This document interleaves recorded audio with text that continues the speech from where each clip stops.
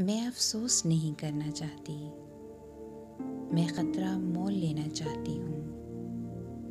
خوابوں کا احساس، جہاں سب کچھ پا لینے کا احساس رہتا ہے، جہاں دل دوہری کیفیت میں مبتلا ہوتا ہے۔ میں کنارے پر کھڑی ہوں، بے یقینی کے ساتھ، آزادی کی تڑپ اور زوال کا خوف لیے۔ میں افسوس نہیں کرنا چاہتی، ضبط نفس اور ایک محتاط التجا۔ میں خوف اور شک میں مبتلا نہیں ہوں، پھر بھی میرے دل میں ایک آرزو برقرار ہے، زنجیروں کو توڑنے اور نئے موڑ پر سوار ہونے کے لیے۔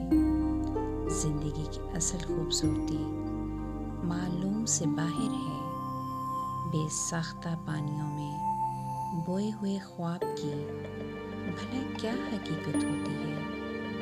دھوم میں افسوس کا انتظار نہیں کرنا، عجائبات کی دنیا سے بے خوف ہو کر۔ اگر خوف کو اپنے ساتھ باندھ لوں گی تو میرے خواب ختم ہو جائیں گے۔